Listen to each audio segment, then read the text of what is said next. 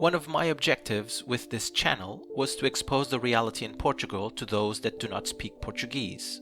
The other objective was not only to talk about what's going on in present day, but also to go back in time and show you the origins of many of the problems in Portugal. So in a way, this channel is basically an history lesson on Portuguese politics since the end of the 1990s. And today, when we are so close to the next elections, I would like to talk about how the so-called democracy in Portugal is dead and buried.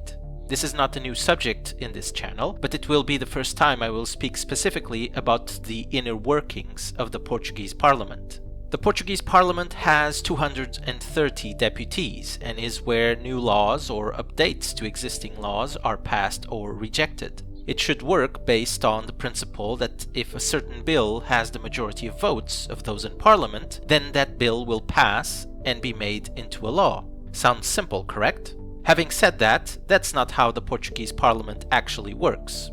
The Portuguese parliament works based on party rule. Whatever the party decides to be the intention of the vote for a certain bill, all deputies that are not even present will have their votes counted according to the party intention.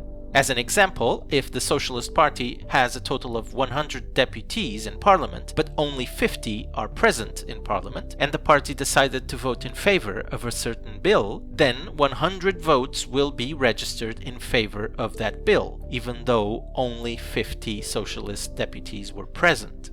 But in fact, I don't even need to create hypothetical examples, since this actually happens in Portuguese Parliament. In 2020, for example, the Socialist budget proposal for 2021 was approved with 104 votes against it and 101 for it. That's right, more people voted against it than for it. However, because what matters is party rule, and the Socialist Party will of course want its budget to be approved, all Socialist deputies, even those not present in Parliament, were counted in favor of the budget proposal and the budget was passed.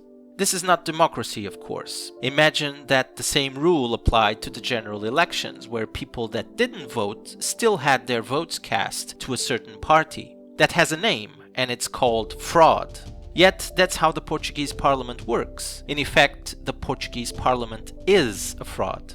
But it's not all. The level of fraud in Portuguese parliament goes a step beyond, because deputies not present in parliament will share their usernames and passwords with other deputies that are present, so that those other deputies can vote for them. In effect, deputies in Portuguese parliament commit identity fraud in order to cast a vote for someone else. As I mentioned many times before, for decades the Portuguese parliament was exclusively made by center, center-left, left and far-left deputies. Only in 2019 we finally got a right-leaning deputy, André Ventura from the Chega party, 1 out of 230. This means that the left has dominated all parliamentary procedures, and they use and abuse these non-democratic rules to push their agendas without the possibility of opposition. The level of fraud is so high that we can easily conclude that decades of laws were passed, but those laws passing were not based on simple democratic rule. They were actually based on the ruling ideology in parliament.